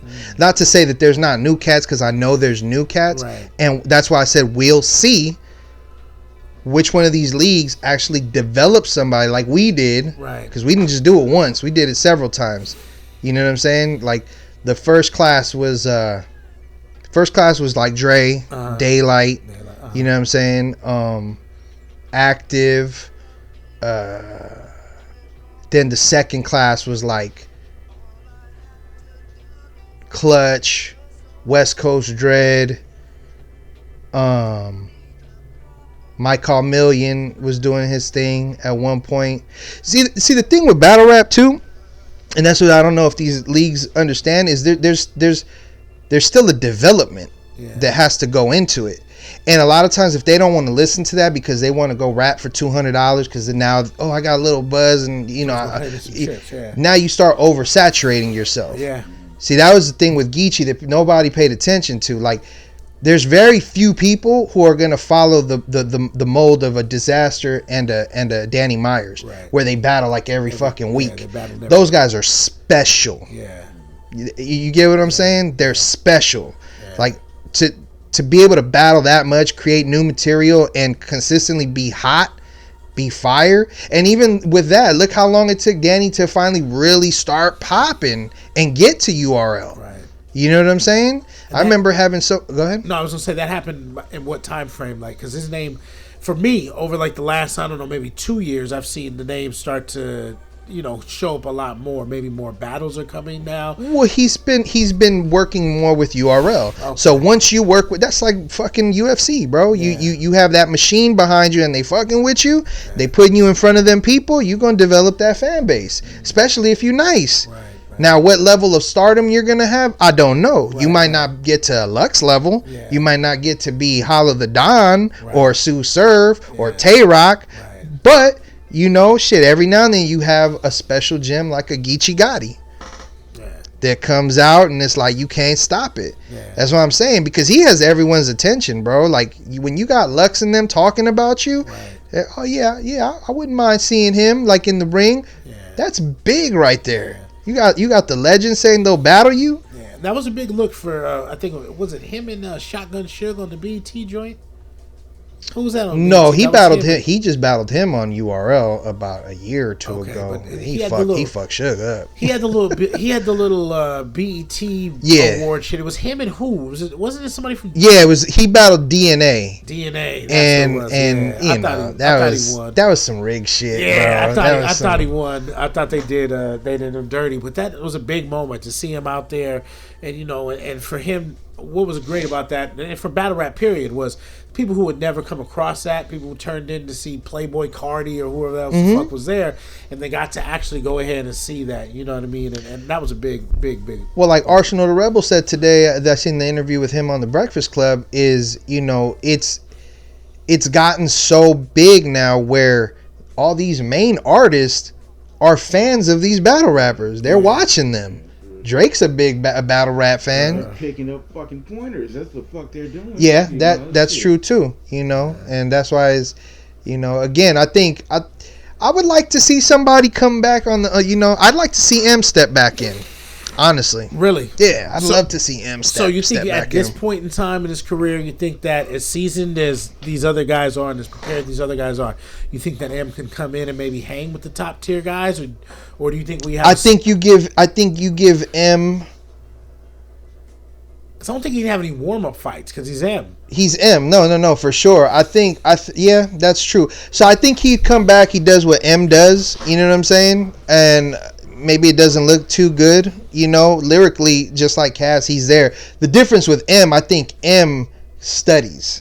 Yeah. And I could see him studying enough to where he'll surprise a lot of motherfuckers once he gets on that stage. Yeah, I think it's a reminder of, where he came from. I think you have to put him up there against somebody who's super elite.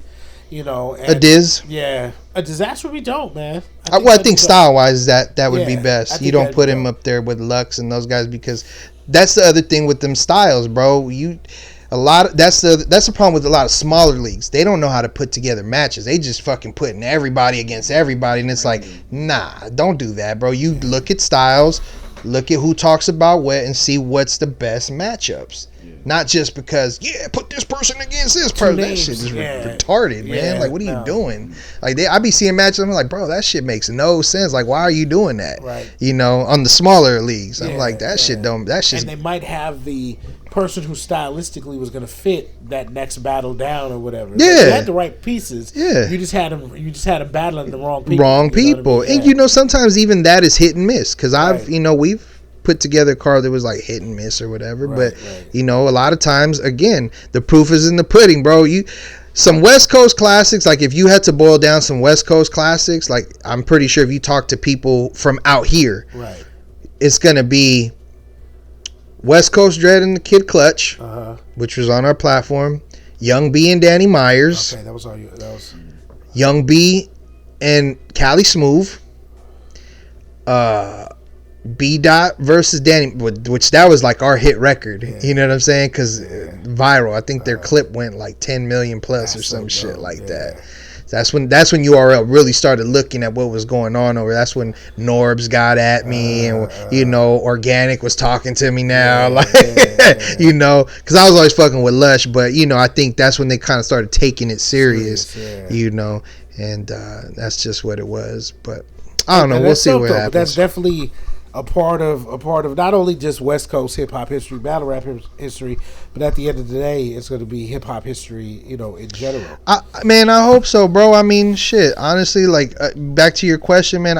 I'm just blessed to be a part of it. I'm blessed if people remember that, 20 years from now. I mean, it's on YouTube, so I think when I had that's another classic that we had our first year, which was that went viral too, which was Daylight when he dressed up as Black Jesus and the KKK, and he battled Interstate Fats, who was the BET like champion for like 6-7 weeks in a row, if not more. Maybe he was like 11, but Fats got busy, and I remember setting that up. Even OD, the owner of A-Hat, who used to do his shit over there, he was like, man, I wish I could have got that battle. I remember he said it to somebody. That's but tight. That was a big moment, and fucking Rick Ross was there that battle.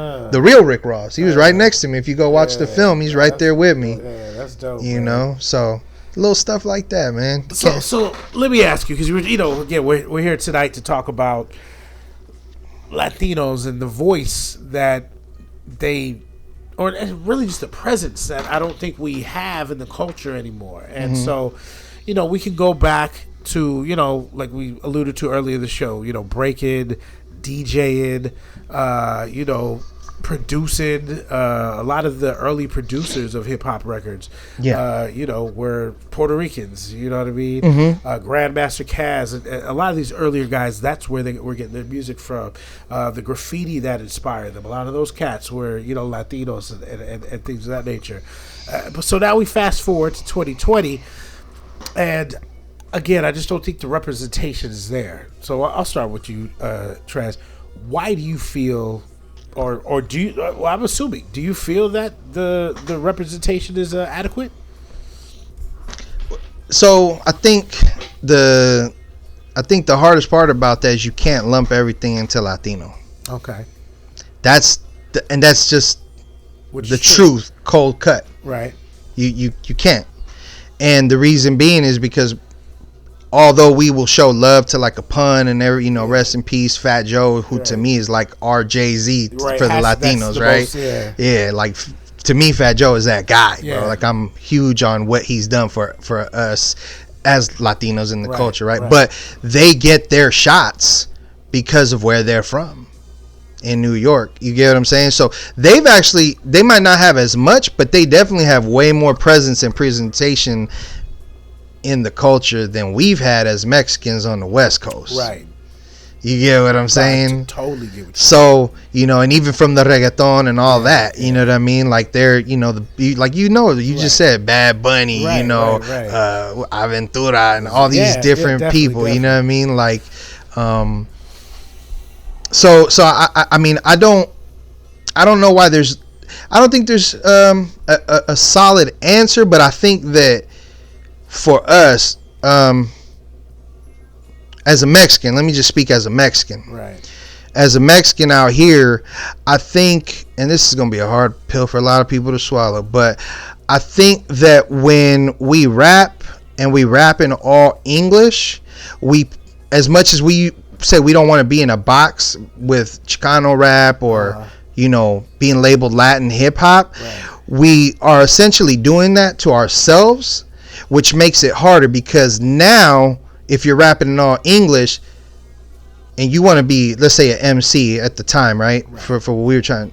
Now you better be as good as Kendrick. Right. You better be as good as Jay. Right. How many fucking people are really as good as those guys? Not a lot. From the black culture, let alone the Mexican culture. Right. You get what I'm saying? For real. So I think the proof is in the pudding, where the most successful have always been able to do it by being bilingual. Because hip hop, you're supposed to bring what your culture is to the culture. So if people say, oh, well, I can do what YG does, you know what I'm saying, but I'm Mexican, so it's different. Well, if that were true, then you would have that. Yeah. You would have that artist. Right. But the truth is, the Mexican consumer, if they want YG, they're going to listen to YG. Yeah, they're not going to listen to the Mexican. They're not going to listen to the Mexican version of YG. Right. Hence why the biggest MC to me, and I know this is going to sound crazy because I used to be the guy that was hating on the Chicano rap and all that. Trust me. Like, not hating, but just like, I'm not that. You know what I mean? Little Rob is the pinnacle. The pinnacle. So do you mean just off of his success, being able to have like even summer nights, even his rhymes? Yeah. See, people say, "Oh, he not busting it." Yes, he is. He's just doing it how he does it. Yeah. It's his form of lyricism. Yeah. He's talking that shit. You get what I'm saying? He's telling you where he's from. As a Mexican Chicano who grew up in he wasn't a cholo, but in that lifestyle of a cholo. Right. See, that's the biggest part, and that's where the Tony Nario's coming in now, because I'm Chicano. Yeah. And I realized this a lot later. Hey, I'm Chicano. I just didn't grow up like them, but I'm Chicano. Yeah. You get what I'm saying? Yeah. So I have to find a way to sell myself to the people and let them know, yo, I still represent us. You know what I mean? And part of that is going to be the project that's coming, which is in Spanglish. The whole thing's in Spanglish. So the whole thing's in Spanglish. The whole thing. That's dope. So what made you want to do a record in Spanglish? Just a lot of long sessions and conversations with Glasses, my bro. You know what I mean? Shout out my bro, Glasses Malone. Shout out to him, yeah. And if y'all haven't checked out the Tupac Must Die, definitely check that out. Everybody's definitely checked that out. Right? Yeah. I remember. People were, not to get off the subject, but people were big mad about that. Well, that was the idea behind it. Yeah. You know, we went over countless long nights talking about the marketing, the strategy, the idea behind it. It was all authentic, but there was definitely certain wording of things that we were going to make sure that it said, because, you know, we knew that it was going to get a reaction. Yeah, definitely. You get what I'm saying? And that's just what the era we live in. Yeah. So, you know, hence those kind of conversations are what sparked, you know, the whole Spanglish thing. See, I always had homies that would tell me for years, bro, because all my boys that are here have heard the project, what I've been doing. They're like, this is what we've been telling you to do for years. I'm like, well, why didn't y'all explain it like this? Y'all would just say you should rap more in Spanish. And I'm like, well, I don't just rap in Spanish, bro. My Spanish ain't even that great. Right. But that's just it. That's the point. I don't have to rap in perfect Spanish. That's what hip hop is. I'll be making up words that, you know what I'm saying? Like, you know, you don't call a bus a bus, you know what I mean? But you say it, you know what I mean? Like, that's a camion, you know what I mean? Like, that's what a bus is. You know, that's the technical correct way of saying it. But, you know, talking in that slang that I do talk to my mom, to my abuelita, you know what I mean? Like, because that was what G's whole thing. He was like, bro, he goes, and I'll admit it, bro, I was so influenced by hip hop and the people that I listened to, which were all black artists, that I was emulating them. I wasn't being myself.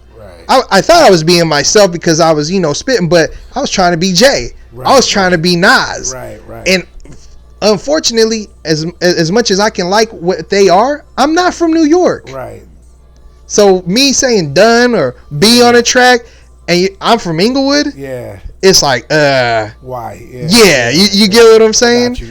So it's just been a lot of studying to what's been going on, and just watching even the younger cats that are coming up, that are some having success, but trying to figure out why they still haven't crossed over. They're not because they're not putting enough of the culture. It's not enough to just put the flag in the video.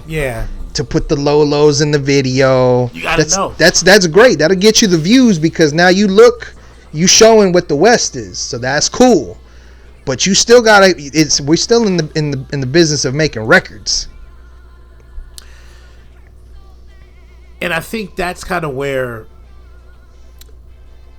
a lot of Chicano or I think Latino artists, as you said, they get kind of painted in that, or pegged in a corner, and this is all you could really do. You know what I mean? Because I haven't heard a lot of people even try to spit in Spanglish. It's either you do it all English, or you're just gonna go ahead and just do the straight up Spanish, and you got to keep it one way and one way only. And I don't know if that's us as the fan base that's not allowing that to happen, or if that's just the train of thought of the artist saying this is the only way this is going to happen for me. It's the train of thought of the artist, because they believe that they want, okay, so if I want to be Jay or Nas, I feel like I have to sound like that. Yeah. Where I need to be the best version of myself. Right. To be the best version of myself. Yeah. You get what I'm saying? Yeah. So within that, again, the proof is in the pudding. The biggest artists, the biggest records that you can remember were all Spanglish records. Yeah. La Raza, Mentirosa. You get what I'm saying? Like, they were all Spanglish records. Maybe the only anomaly that you might have might be a Fat Joe, but even he's really, over the last couple years, really indulged in making sure, he's Puerto Rican and Cuban, I believe. Yeah, definitely. He's letting that know. His wife is Colombiana. He's letting you know. Yeah. Nori's been doing. That's why when Nori be talking, I be sure, because people used to wonder why I fuck with Nori. Like, a lot of people didn't think he was dope. Nori's dope to me. Yeah. I fucked with Nori. Yeah. When he was doing TONY. You know what I'm saying? And I think, I always remember him representing, he wanted to be accepted as, I'm black, but I'm Boricua too. Yeah. You know what I'm saying? And he was one of the first ones. He didn't get no credit. He really did bring reggaeton to the forefront. He got smashed for trying to do that. Yeah. You know what I mean? When he, what? No reggaeton? Like, people were like, Trying to hate. you can't do that. But now, you look and you fast forward, and with the success of Daddy Yankees and, Tego Calderon and everybody who came before them, this is now a huge, part of music now when it comes to Latin hip hop, Latin trap, or whatever. Yeah. And I think you hit it right on the head. It seems like the Puerto Ricans, the Dominicans, everybody who's not from the West Coast, when it comes to being Hispanic, Mexican, it just feels like they haven't really embraced the other side of it yet, and I don't know if that's just them trying to stick to the script or whatever that may be, but I think that's kind of definitely happening in the West Coast when it comes to Latinos, because we should have somebody who I hate to say it, is accepted by both just for making dope music. And I think on the West Coast, as there isn't a Latino artist that I can even name of right now. Little I King. can. Who's that? Not right now. Oh, I'm saying right now. No, but I'm just saying overall. Again, that's what these kids don't study. Right. You got to look for the proof of what facts are. Right. Baby Bash did that shit. Oh, of course he did. You know what I'm saying? Yeah. And that's the thing. People be like, yeah, but he wasn't a rap. I don't give a fuck. Like, I used to say the same shit. Like, Bash not, but Bash make hits. Yeah. Bash had hits. Right. Say what you want. He doing shows, probably still making about 10K, if not more, a show. Oh, you opened up for what was it, him and Mr. Magic or whatever? MC Magic, exactly. Nothing but females, sold the fuck out on a weird ass. It was like a Sunday. I still get DMs if I'm getting tickets. It was like a Sunday at like 2:00. That motherfucker was sold out. Nothing but females in there. Bash and Mr. Magic came out and did that motherfucking thing. You know what I mean? Yeah, because again, they, you got to think. That's another one, right? Like, MC Magic brought out MB Riders. Yeah. Think about how big that group was when they was popping. Right. Like Little Rob. Like, even when you go to the East Coast, like Petey Crack that got with The Rock? Yep. Remember, his record was a bilingual record, the one that popped. Oh shit! What record was that? It was one where he was in New York. He had this colorful Rockefeller hat. I just remember that, and he was doing the Spanglish bars. I had to go check that. I didn't know that PD had one. Yeah. Fat Joe has told the story plenty of times how they dropped I'm Not a Player, and it didn't do what they expected or what they wanted it to. Right. He ended up having a session with Joe. They got the remix for the Still Not a Player. Right. Had the Boricua Morena in there. Yeah. And that shit blew up. Yeah. And his next biggest record, rest in peace, was a Puerto Rico joint. Was the 100% Puro. Yeah.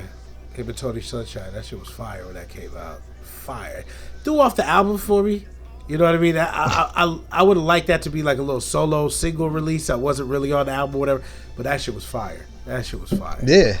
But, as far as the marketing and shit, I mean, with Latinos, East Coast, they've done it international, or not or throughout the whole country. You know what I mean? Mm-hmm. But I think on the West Coast, you know, we're speaking big names, but they're only regionally big, and that's, you know what I mean, the West Coast and then the Midwest. But you know, I don't think they're touring and shit like that, or you know, reach over the Texas state line. I mean, you have like, let's say, a Snow the Product. I mean, she's able to travel and she's able to tour, and you know, she's able to make her bread from her independent, you know, and she was signed to a major label. Shit didn't work out, but you know, I agree with you saying. You got Lil King G, he's got his independent label. I don't know how well he's touring or whatnot like that. They have the kid out here from what's his name, Drummer Boy. I want to say he's from Pomona. Again, he's able, you know, he's touring, but he's not at that level where you have other artists who have been out just as long as him, you know, might not even be making the same quality type of music, but for whatever reason, it just appears to me that, you know, we don't get that push, you know, that others do. And again, I don't know if that's just because we as a culture don't embrace the MC who's going to be himself rather than rap it all Spanish or make these, you know, make these records that they're supposed to. So it's really a weird vibe, you know, that we do have these talented folks out there, but for whatever reason, the pieces just aren't coming together. They're not being supported like some other artists of other colors, you know. Mm-hmm. Yeah, Voltron, it's like Voltron don't form in its full entirety and shit. You know, I think that the biggest thing is that most Spanish artists, I guess we'll say, you know, want to be accepted by the black culture, which is hip hop, right? Right. And that's cool. But I think what people don't realize is we actually within hip hop have our own market that we can cater to. Right. Like a huge market. Right. So yeah, you have these people who are making money like a Snow the Product and all them. But if you notice, or I don't know, maybe I'm wrong. I could be wrong, but it seems like they're still not happy with where they're at with as much success as they're having. Right. You get what I'm saying? Like they still. They're regional, bro. That's why. You know what I mean? They're trying to be on the national stage. And but what do you think? What do you think they can do to do that? Yeah, man. And that's beef within ourselves, bro. And that's a Latino problem, because with the regional shit, you know, Mexicanos are not gonna get fucking accepted by, you know what I mean, the Dominicans and the Cubans and shit like that in Florida. You know what I mean? Like, I don't know what's it gonna take. You know what I mean? Because we got like our own personal beefs within ourselves. Let somebody else, you know, call a Latin person, mistake them for any other Latin race, and motherfuckers get offended. You know what I mean? So there's like a little beef, I think, behind, not like necessarily a on-site type beef, but I don't think we united as a people. You know what I mean? And I think geographically, I think as far as with hip hop, that's why we can't cross over. So just basically, if I'm from Albuquerque, I'm not fucking with someone who's from California for whatever reason. No, they're gonna fuck with somebody from California, but are they gonna fuck with somebody from, you know, New York? Probably not. You know what I mean? I can't relate to, you know, how you're living or who you are. As far as I'm a Mexican from Albuquerque. What do I know about Ricans from New York? I mean, that could be dependent stylistically or the type of the music that you're making. If you are on some, you know, if you're a young ma on some, you know, thug shit, and I'm, you know, I want to hear Mr. Magic and somebody on a oldie beat, then I'm probably not going to fuck with you because it's just stylistically not like, what I'm looking for. We've accepted Cardi B, but could a Mexicana chick be just as thick and as beautiful as Cardi B, have the same writing, you know what I mean, same writers and shit like that, same producers for an album, but could she be relevant as Cardi B back east as she is out here? So could there be a West Coast Cardi B, like West Coast Cardi B? Rod talk about wild shit? Again, though, because Lil Rod was out there in New York doing his thing. So make no mistake. So you gonna have pockets of people that's gonna fuck with you anywhere if you're doing what you're doing, and people just gonna fuck with what you're doing. Right. But even a Cardi B, you know, Bodak Yellow wasn't even as big of as much as people think like that was a great, huge hit, smash hit. You know, the other one charted even better. I like it like that. Yeah. That's that Latin feel. Yeah. It's just the proof, bro. Yeah. And whether people want to admit it or not, like it's there. And I'm excited to put out my music to kind of prove my point, because I believe, and then hopefully once I'm able to do that, I'm gonna snatch one of these young kids and be like, look, bruh, this is the blueprint. This is the blueprint. Yeah. You know, I really don't want to be rapping, you know, forever, you know what I'm saying, but I probably will, because I enjoy it, you know what I'm saying. But you know, in terms of being he won't listen to you. Right, he won't listen to it. Even said this nigga like, trash drop another album. What's this nigga gonna talk about? When is it dropping? So we're not putting out a whole actual album. What we're gonna do is release a song a month. We were supposed to release one already. I saw that on the Instagram. Yeah, for January, which I have. Still got 2 weeks. Yeah, but I don't think so, because it's the record's not done, and I need a hook to be finished on it. But it is a record with Burner, so I think we're gonna go ahead and I got Burner on there. Yeah. And then I've got this other one with this kid Beza. Okay. Who I'm Fresno kid. Yeah, Fresno kid. Yeah, right, he's popping, and I'm gonna probably put that out Valentine's Day. Okay. It's called Move Mountains. Okay. So the goal is, you know, I'm trying to, you know, I'm even waiting. I'll tell you off air for this one, but I'm waiting on if I get this verse that I'm waiting for March. Yeah, it's a wrap. Glasses, if you make this happen for me, I think it's gonna happen. But if it does happen, I'm just going. I don't need to rap no more. I'm good. I'm just going. That'll be the pinnacle of my career to say I did a record with. So you about to get the J verse? Shit. If I got the J verse, I just you wouldn't even see me no more, bro. I'd be like, yo, turn my headphones up. You'll come in and do a scene. Nah, shit. I wish I could get a J. That would be like the ultimate, right? Right. But yeah. And somebody turned him down too. It was like one of these UK rappers, and I think his name is Grimes or some shit like that. And Jay was like, for whatever reason, I want to jump on your shit. Dude was like, nah, I'm good. Because again, going back to what they're popping, where they're from. Yeah, but that's just a dummy move, just off marketing and relevancy. Like, that's crazy. I don't care who you are right now. If Jay says, look, I got a verse for you, you take that verse, because there's not a lot of Jay-Z verses that are floating out there. I agree, but that just shows whatever his importance and what he feels is his brand. Yeah. And I don't know what he had going on. So basically, he is like the biggest grime star over in the UK. What is grime? What is that? Grime is like their version of like gangster rap, where they talk about, I'll shoot up your minds and all this kind of stuff like that. Okay. And so he's a cat that is known for two things right now, and I'm not disrespecting his music. I just haven't heard it. I'm gonna tell you, as a person who's not a fan of that genre, has not heard his music. I know him for Dating Adele, and the cat that is basically coming at Drake, talking about these culture vultures, still the whole Mads thing or whatever. I have to check him out. Yeah, so you have to check him out. What did I say his name was? I forget what his name was. It's Grime. I forget what this dude's. Grime. I forget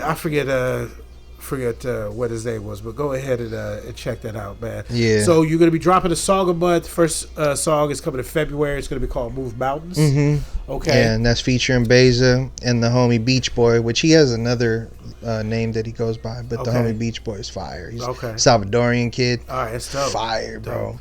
So is everybody on the record? All the features, are they all Hispanic, or are they all Latinos for the most part, or are you just you're doing? I'm trying to stay in. I'm trying to keep it in the ballpark. I mean, you might get a G Malone verse. I'm you sure know what I'm saying? I got Little G. Okay. I got Diamonique. Okay. I got Chris Rivers. Okay. You know what I'm saying, which is Big Pun son. Yeah, that's fire. Yeah. So I got some good features on here. You know what I'm saying, and You got the plug, man. That's what you got. I just been working, bro. That's what I'm saying. How long you been working? How long you been? About 6 years, bro. 6 years. Yeah, I want it was a whole development process. I was really gonna hang it up after I got divorced and all kinds of other shit. I was like, man, I'm not even feeling this no more. And again, just being in the studio with Glasses, talking.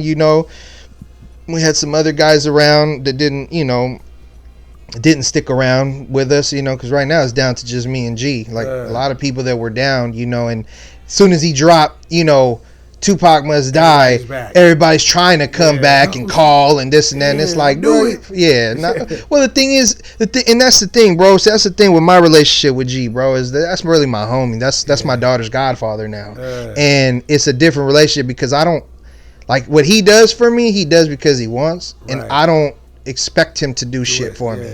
You get what I'm saying? Like, I think a lot of times people will try to hang around you, and I'm sure, you know, you've probably experienced it too when you doing your shows and you opening up for that. All of a sudden, hey, fool, can I come to the show? Shout you? I just want to come support. Well, if you want to come support, motherfucker, go buy a ticket and come support. Buy the CD. You get what I'm saying? So, I think there was a lot of that. And it's just a lot of more than record. The music was really recorded in about a year. Oh, okay. You know what I mean? And we've just been mixing, tweaking things like that. All right. The rest of the time has really, really been just me just studying, looking at the playing field, how it's worked, what hasn't worked. Like at the end of the day, you know, because people will say like, no, it's changing because look at Cap G and this. And I'm like, well, people mistake guys who develop their own movements for people that are making it. And it's like, nah, they developed a movement, but they haven't made it. Right. Because they're still waiting for that next move. They're trying to, but a lot of it is behind the fact that they don't have, even though Snow the product, they ain't made the records. Right. As much as they could say like, oh, well, this should have been on radio. Well, a person like a Snow the product, she's got money behind her. And I'm sure she's made a substantial amount of money where if she wanted to go the radio route and push it and invest that kind of money. But that's a very expensive game, too. Right. Well, they tried that with the shit off the, what was that soundtrack where it was a movie, too, blew up. Girls Trip or whatever it was. Uh-huh. She was amazing. So they tried it. They gave her that look. She was signed to Atlantic, you know, but that Cardi wave came and I think killed all the females on Atlantic that were signed at that time. And, you know, she chose to step away. But so distribution wise, you're doing it yourself? You looking for some sort of deal or are you like, hey, no deals. Pretty much again, we just doing it ourselves, independent. We definitely have some assistance with the distribution. Well, I'll say that. You know what I'm saying?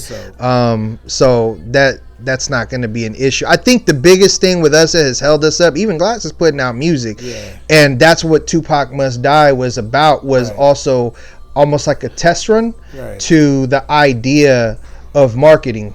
So like there was a lot of conversations with Nipsey before he passed, where Nip was giving game for the people that wanted to listen about how marketing works. Some people are just not intelligent enough to understand and grasp like what he was saying. But when you look at a guy that sold, you know, what was it, 100,000 copies of $100 CD? CDs, that there's marketing behind that for that to happen, and then he still sold 1,000 if I'm not mistaken, or 100 of the CDs that were $1,000. Yeah, I think Jay like bought all 100 of those or some crazy shit like that, right? I remember seeing that. He said, "Shit, give me a." Right. So that's been the main thing right now. That's been the holdup on everything. Has been how do we put it out? How do we market it? How what way do we actually like make it presentable so that we're not, the music's not just falling on deaf ears. Right. You get what I'm saying? Yeah. Because that's really what it comes down to. Like that's what it boils down to. The way music is consumed is you have to have something that's going to make people talk. Right. Whether it be it doesn't necessarily always have to be the music. There has to be a visual to something. That's going to make people talk. And when you do that, then you can see that it's gonna work. Like the Old Town Road record, even like that was a country record. Like that's why that worked. It was it was the style of it, and it made everybody start talking. Like, what the hell is that? You get what I'm saying? Like, so it's just pretty much that, man. And so, what can the listener expect from your projects after it's all said and done? I mean, I do what I do all the time, bro. So what I'm doing is still with the bars, but definitely mixing it up a lot with the Spanglish. And the thing with me is anybody that's ever followed me from my first projects like The Escape, My Neck of the Woods, and then My Neck of the Woods Volume 2. I've always done Spanglish. Yeah. On my first album, I had a record called Mexicumbia. Wow. You know what I'm saying? So I always did it. I just didn't realize that maybe I should be trying to do a full project of it and try to push this style. Yeah. You know, even our legends, our OGs, I feel like Frost and like Mello, like their biggest success came when they were doing it. As soon as they stopped. Yeah. You get what I'm saying? Yeah. And don't get me wrong, it's still the music. Right. And when I say the music, I'm not talking about the lyrics. I'm talking about the music. Yeah. Like the music still has to resonate with people. You're not finna do this rapidy rap, you know, boom bap, soulful music, and then and think it's gonna resonate with, you know, a certain audience, because they're gonna get confused. Right. You rapping Spanglish over something that they're used to hearing New York cats rap on. Right. It's just it's not. It doesn't fit. Yeah, it doesn't mesh. It doesn't work, bro. I mean, and I'm not saying it because, like, you know, people be like, oh, well, you don't know if it'll work or not. Well, okay, then my whole thing with everything, anybody that is like, you know, contrary to whatever I'm saying, all I'm saying is prove it to me. Show it to me. Yeah. Show me the artist that worked, that did it that way, and I'll shut up. Yeah, that's real shit, man. That's real shit. Anything else before we get out of here, man, you want to touch on?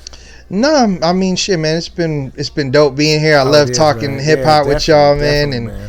You know, shit, it's a blessing, man. I'm ready for this year. This year's gonna be good. I know it is. Yeah. I'm excited. You know what I'm saying?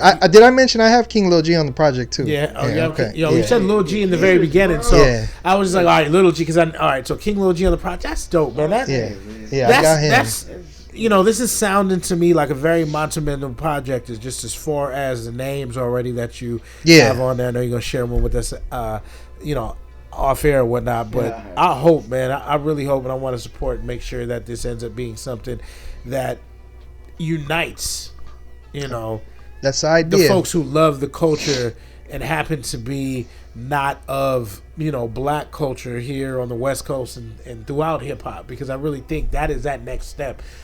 You know, we need that gatekeeper. Now, and also let me not use that word, because that sounds as if you're going to prevent somebody from getting in. But especially here on the West Coast, there needs to be that person that is going to lead the way for the next wave of hungry Hispanic, Latino, whatever. My wife's like, don't use Latino, use Latinx or whatever that is. So so there needs to be somebody, because there is that void, man. And I really hope that, you know, through this project, you're able to open up those doors, and like you said, you're able to find some other artists that you can say, okay. I already have. My thing is, I want to prove the theory that we came up with, so that I can pull those guys in. Like, there's a kid we have our eye on right now named Crook One. I know who Crook One is. That's actually so here's a fun fact. Crook One, his mother, Renee, how you doing, Miss Delgado? She used to work for me, so she was telling me about her son. She still works where I'm employed and whatnot, just not under me anymore. Okay. But she's telling me like, oh, you know, you got a podcast. You know, somebody's telling me. I was like, yeah, my son's a rapper, Crook One or whatever. Like, all right, your son's a rapper. Everybody's son's a rapper or whatever. So I'm just sitting here chilling at the crib or whatever, and you know, I get this little text, and she's like, oh, go see my son's video or whatnot. And, he's doing his thing. Yeah, he's doing his thing. I looked at his numbers, and I was like, man, I was really impressed with what he's doing. And I like the fact that he has his own following. He has his own, you know, fan base or whatever. So that's crazy. Small world, man. Yeah. Shout out to Crook One. Have you ever heard of Lord Zeus? No, he's a youngster from I want to say the South Central area as well. He's got some records with Burner, if I'm not mistaken. Okay, Mexican kid too.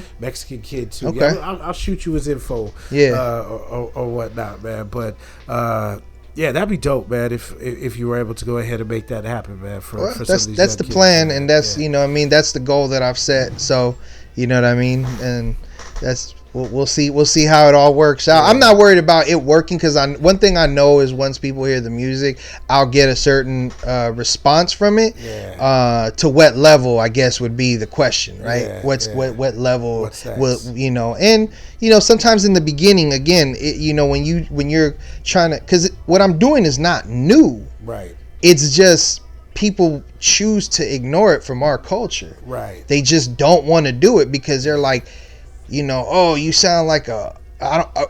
One kid told me, he said, "That's wetback music." I said, "What?" Wetback music. Yeah, and I was like, "Yeah, I'm that like wetbacks do that." I said, "Bro, what are you talking about? Like, you know what I mean? Like that's not, I don't even know what that means, but you're completely misinformed, bro. Yeah. Like that's still part of the culture and heritage. It's not even necessarily ours because that's actually like the conquistador language, right, from Spain, right, which is Spanish. Right. But it's still the common denominator of of how we communicate in the Latin community. Right. And but another kid too, real quick. I know you're probably gonna end and shit. The other kid that I'm a big fan of right now, and I don't know if he's dropped anything recently, but I like him. He's out of San Diego. He goes by the name of Little Grifo. I haven't heard of Lil Grifo. I like him. Yeah, right, I'm about to check it, man. Yeah, I'm not so much looking for super lyricists. Yeah. I'm looking for guys who are authentically doing themselves. That's what I'm looking for. Yeah, guys who are themselves, not trying to emulate what they're seeing on TV. I don't want the next Mexican YG. I'm cool on that. Like we have YG. Yeah. We have that. We need our own. We need our own artists, and we need the people who are going to tell their story and inspire the next generation to tell their stories as well. Facts. You know what I mean? And that's why I don't know if he's mixed or not, but the Fora kid, I thought Fora was going to be able to take. It looked like he was about to hit that level, and then I signed with a major and fucked it all. Yeah. Up. Well, I think a big part. My opinion. Yeah. I think what happened with him is he was sounding too much like Drake. And there was a confusion because I don't know, is he half black and half white or is he half Latino? Because I still don't know what he is. I don't know either, and that was the thing. I don't know either, but he was pushed heavily at one point in the Chicano Latin, and I don't even want to call it Chicano. It's like that young, him self-provoked, like all those guys, And they were all in that little Reverie. Yeah. Mm-hmm. Big shout outs to her, but they were all in that little pocket and. Reverie's doing her thing. Self-provoked. I haven't heard from Vel the Wonder. Vel the Wonder, yeah. Mm-hmm. And then he just was like, "Oh, maybe he's that next person to take that next step." And then he had a store on Melrose or something. Yeah. Again, bro, what it all boils down to, bro, is either you gonna have a super brand and create your shit like Sucios, you know what I mean, where you have a strong ass just following, or you gonna make and even in that, when you create a strong brand. Sometimes your brand is bigger than who you are. Like we all fuck with Burner, but make no mistake, and this is no disrespect. We know him for cookies, not necessarily the rapping. Right. You get what I'm saying? We know he raps because a lot of us that fuck with him are like, he raps. Yeah. But his brand of cookies, that's some whole other shit. Like that dude's becoming like a corporate conglomerate company in that industry. Like he finna start buying out all the little shops, and and he's been saying like, but showing them the right way to do things, which is dope. Right. And he's Mexican. Yeah. You know what I'm saying? Yeah. So, again, so it's one of the two. Even the Snow the product, you know what I mean? Like her brand is very strong, the woke brand. You know what I mean? Yeah. Is that what it is? Yeah, woke? Yeah. So, but again, at the end of the day, if you wanna, I think, for the people that were able to, get that mainstream love, just look at who did it. Look at the people that did it. Everybody spit Spanish. Because the thing is, in reality, bro, I don't care. People say original. Hip hop was never original. That's the biggest misconception. Is that hip hop? Everybody was original in their styles. No, everybody was sampling shit from the '60s and the '70s. So although they might have been rapping different, what was working was the music. Right. It was resonating. That's what people undermine. All that they undermine the music, they undermine the producers, and they undermine the engineering. There's a reason why when DMX was no longer with Swiss Beats and his engineer, he didn't sound like DMX the way that we wanted to hear him. We still know he gets busy, but sonically he wasn't. It wasn't the same feel, right? I think Busy or Lazy, one of them dropped the album. You could still hear the skill. Both of them dropped an album, yeah. Right, but it wasn't what we're used to hearing. On top of that, we're used to hearing a group. Yeah. You get what I'm saying? Yeah. But that's what I'm saying. Like there's things that people, I think most artists that do music are just trying to be rappers, and that's what kind of has happened to me in the last 6 years is that I actually became a fan of the music, of the craft, of studying the craft of what we're doing and how it actually works And big tribute to Glasses on that, because I was basically on that journey while he was on the journey. While we're still on the journey. Yeah. We're still on that journey. Constantly evolving, just like the culture. Yeah. Yeah, that's what's up. Yeah. That's what's up. Any shout outs or anything you want to do before we wrap up this bad boy? Man, just shit. All love. I love you, Aaliyah. Yeah. Aaliyah, my little Aaliyah. My daughter, man. That's my everything, bro. Man, but yeah. That, man. You got to do with the horse riding and stuff like that. Yeah, she's in Escaramuza. Yeah, man. That's what I love, man. And you know, again, fathers, if you out there, man, you know, give it your all, man. You know, make sure your babies know that you love them, man. Make sure that they know that they're special, and that they know that you're always going to have their back, man. That's the biggest thing, man. When I look at a lot of these kids out here, you can see that a lot of them believe that no one believes in them. You know what I mean? Right. And that's something I never want my son ever to have that feeling. You know, no right. matter how stuff is, I always want him to know that you know, his father believes in him, man. And that's one thing I really rock with you about, man, is that you're definitely about your child, and you know, we need more of that for everybody. Yeah, I think we're getting a lot more of that too now these days. We fellas are definitely stepping up, man, and that's a good thing, you know. Yeah. This is usually when Simon goes on a baby mama rap, but we'll not. You know me too well. Okay. Shout out to all the fathers, but a very special shout out to the baby mamas. In a bad way? Oh no, that's all love. It's a gift and a curse with Simon when it comes to the baby mamas. I'll say this, and maybe I don't know if you want to end it on this. This is a special message to all the ladies. And the men too. Yeah. And the men too. I won't just put it on the ladies. Remember that when you have a child and y'all trying to co-parent while y'all sitting there fighting and doing all kinds of goofy shit, that's doing nothing beneficial for the kid. So whatever happened sour, that went bad with the relationship, that personal relationship has nothing to do with the child. Yep. So a mother shouldn't, whether he gives you money or not, that should not be the end all to if a man can see his child. Yeah. You get what I'm saying? Like, let that man be a father to his kid. Yeah. And you know, to the fathers out there, if you're gonna be a dad, you know, be a dad. Be there full, you know, I won't say full time because, you know, obviously you're splitting time, but right. Be accessible to your kid full time. Right. You get what I'm saying? Let them know that they can reach you at any time.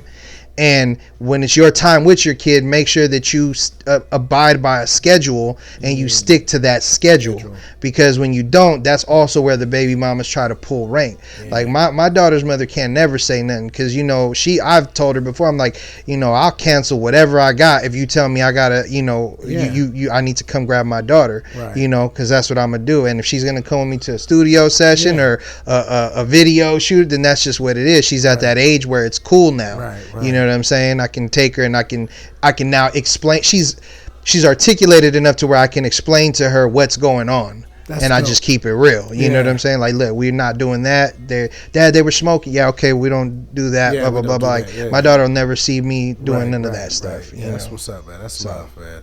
Yeah, that's a perfect way to end it. Is just be accountable. Yeah. Either way. Self accountability. 2020. All 2020. Yeah. Well, man, again, just want to thank you for coming through, man, and lacing us, you know, with a lot of information. Your project sounds like it's going to be super fire. In Spanglish. With Chris Rivers, Little King G. Who else you said was on there? King Lil G's on there. Diamonique's on there.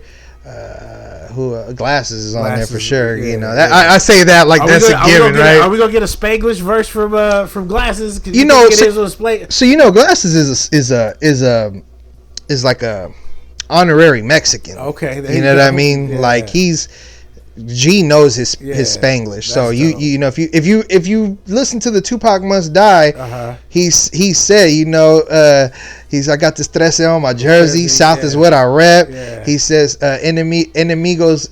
Sin the enemigo, so la sangre got to spill. He's already, you know, and a lot of it also probably has to do with what we've been working on because he be hearing me. He like, what that mean? And, you know, sir, I'm like, oh, it mean this and that. You know, so that's dope, man. Artists sparking artists, man. That's what it's all about. But again, man, Thank you for coming through. Thank you. For everybody listening, just want to thank you for rocking with us. You know where to find us. Appreciate Facebook, it, man. IG. You find us on Lisbon. You know where you find us. It's an honest conversation about hip-hop. It's been your boy, Hip Hop O-Head. Sim Kapone. And we out, baby. We'll see you next time. Peace.